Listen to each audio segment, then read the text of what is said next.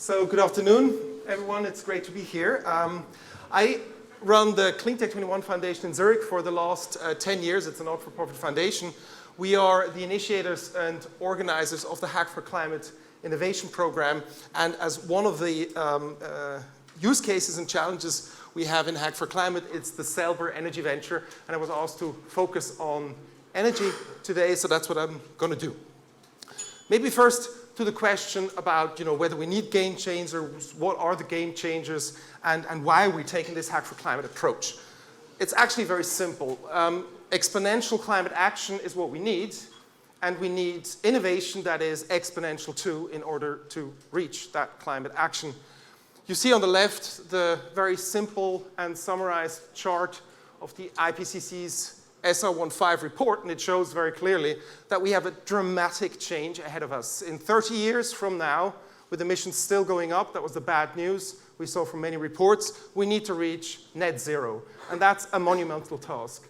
And our argument is that for this monumental task, we need this exponential innovation, and we find a lot of the technologies that we need for that in the fourth industrial revolution.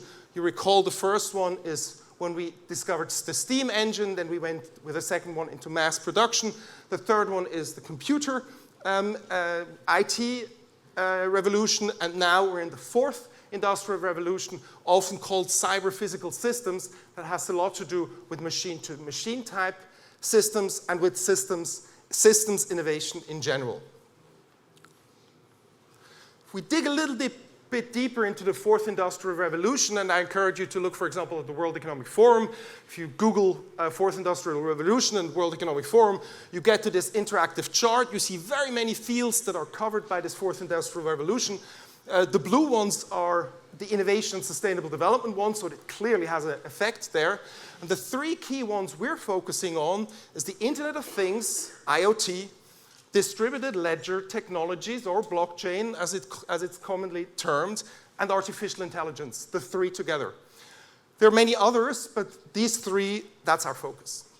Why did we choose that focus? Quite simple, because there's another macro driver that we see, and that's the one towards decentralization, and just before it has been mentioned. In energy, it's most obvious. We're transferring from large central power plants, big grids, to decentralized systems that work completely differently, and that will be the focus of my second part. So not only in energy we see it, also in mobility we see decentralization. We have shared ownership, for example, in cars. Joseph mentioned cryptocurrencies. They are decentral currencies, so in many aspects we see decentralization. Now let's focus on this, as we call it, the disruptive troika. On the one hand, IoT, in the middle DLT, and then AI, artificial intelligence. Why is this so powerful? Because we will see an enormous increase in the amount of devices connected to the internet that capture data. That's IoT. We need to capture this data in a distributed way. We don't want to create silos, and we don't want to create centralized structures. We don't want, in simple terms, a Google of IoT, because that would mean even more central type power. And if we have that data captured, we need to administer it decentrally, and then we need to analyze it. And AI offers enormous potential to analyze this data, but again, it should be in a decentral way. Because if there's one organization or one company having all the data and all the benefits from analyzing it, again, we have a decentralization of power issue. And if you analyze the data well, you can feed it back to the IoT devices and start to run intelligent systems, and that's really what this fourth industrial revolution is all about. Very quick, we have run last year for the first time Hack for Climate. We had 100 hackers from 33 countries come together to the Bonn Climate Conference, COP23. We had a hotel boat where they all stayed and hacked for 5 days. We had a real hackathon and competition and jury that has chosen 5 winning cases, and at the end, we could go to COP and present the innovation we have done there and then to showcase what can be done with this fourth industrial revolution exponential technology. We've realized that we've been successful, but a hackathon alone would not do it. So the year 2018, we used to build from a hackathon to an innovation program that now has a regular hackathon during the COP climate conferences, but in between also has a challenge preparation phase and a accelerator for the best teams so that we can make sure those ideas that we hack on and develop are really then implemented into the ground, because that's what it's all about. For those of you who are interested, there's a link to the profile, and I shared my presentation on the app so that you could download it if you want. What do we focus on in Hack for Climate? We don't have time to go through the whole list, but it's there to show you that it's not just energy. Energy is category number 1.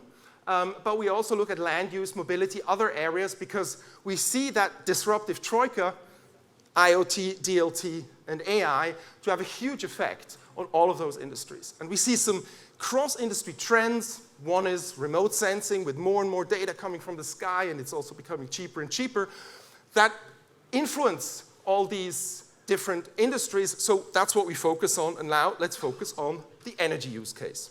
It's called Selber. And it basically means energy bottom up. It means energy through community power. Selber believes we need to rapidly scale renewable energies. Selber believes renewable energies are most rapidly scaled in a distributed way. So if you're in India in a not yet electrified area, rather than building a central power plant and then the whole grid, it's much, much faster and more secure to actually build from the ground up different communities with solar panels and batteries. At the end, you reach more electrification quicker, and the price for the energy paid is going to be cheaper in our view. So that's really what Selber is all about. Why can we say this in this bold type of way? Because we see 4 waves in energy that are all hitting the ground. The PV, distributed power of photovoltaics, we already experienced this huge price decline and increase in efficiency. That's ongoing. Right now, we'll see the same thing in batteries. Batteries are getting cheaper and cheaper because production volumes scale up, and already the combination of batteries and storage, of batteries and PV, is a very, very powerful one. But there's a third wave people don't talk about yet, and that's the integration wave. Very, very soon, we'll see photovoltaic power integrated into rooftops and facades. And that's a little bit like the efficiency argument. If you can build a roof, which you have to build anyway, and then make it photovoltaically active at the same time, you have a double whammy, a win-win.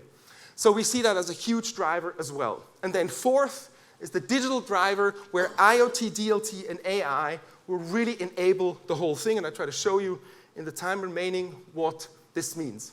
I do this with a real-world example. This is a house in Switzerland. It was completed in August 2016, and it's basically all of this applied already, except for number 4. It's completely covered in photovoltaic panels. There has a large battery in the cellar, and not just battery, but actually hydrogen that is stored for winter. So the building produces so much power in summer, when there's more sun in Switzerland, that you can produce hydrogen, store it in the cellar, and then burn it in winter, so that actually you're completely energy independent. This is a modern 7-family house in northern Switzerland, and as of middle of 2016, it's 100% energy independent. It has Tesla charging stations in the cellar, and it has an elevator, so it's a modern building, and it works.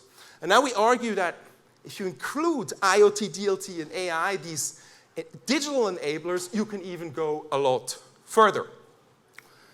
One thing to note is that neither economically nor ecologically, these completely independent house, as I had on the previous slide, is the right option. But if you multiply it and the 2 houses would share, then you have an immediate benefit. That's the peer-to-peer thing we spoke before.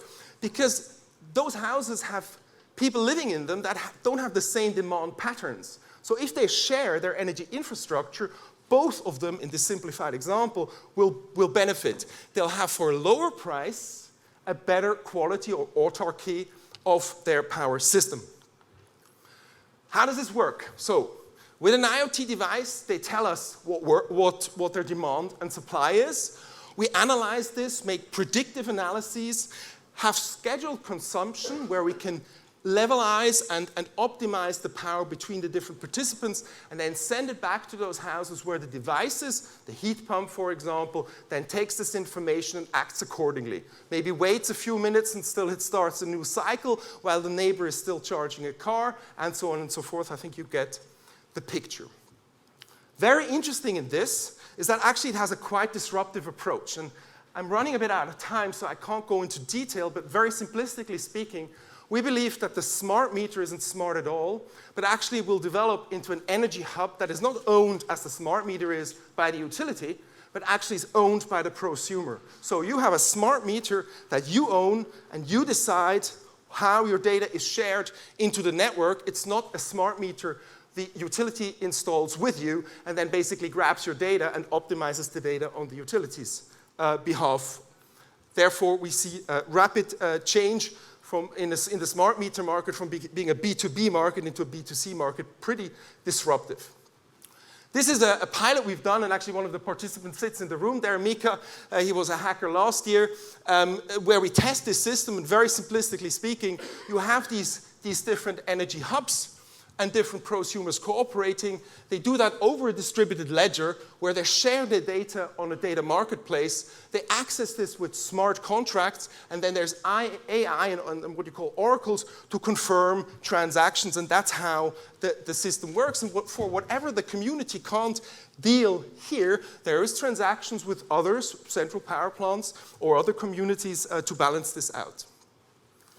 To conclude, I want to share some of the different lessons. So we have a real-world pilot working on this. It's in Wallenstadt, Switzerland, where 30 households are connected. And when we see that, we see on the one thing, it kind of works. But we also see it will work commercially if one starts to price the grid differently. At the moment, no matter if your power comes from here or from across the road, in most countries you pay the same network fee. In the future, we will have network tariffs that are actually time and location dependent. So it's within the community network that you pay a fee, and if the power comes from further away, you pay more. That makes total economic sense, and when you implement that, the prosumer energy community makes more economic sense, so that's a good thing to happen. So to conclude very quickly, this does not work yet for commercial implementation large scale. We have challenges. Distributed ledgers are not fast enough, for example. And we don't know which transaction should be on-chain, off-chain. There are many questions around. These are actually real figures where we can test that things are not ready yet, for example, within Ethereum. But if we look at the market opportunities, we see on the one side that in developing countries, where there's no utility yet, where there's no network yet, immediately you can start to build energy systems bottom up. Because there's no network and no utility yet, you kind of have to do that. And also in developed markets, we believe this is going to come very, very quickly. So, as a conclusion, the combination between the energy innovation that we know of, PV, batteries, etc., with the digital innovation of the fourth industrial revolution, the climate regulation that will come into place, such as carbon pricing that was mentioned, and the energy regulation, such as the network tariffs I mentioned, that will also happen because governments want people to be renewable energy enabled, will transform the energy from a top-down to a bottom-up market. And this is exactly what we do in Hack for Climate. So if you want to engage, join us here at COP. And in any case, get active because we need every single one of you to make it happen and be saying action now to implement the Paris Agreement. Thanks a lot.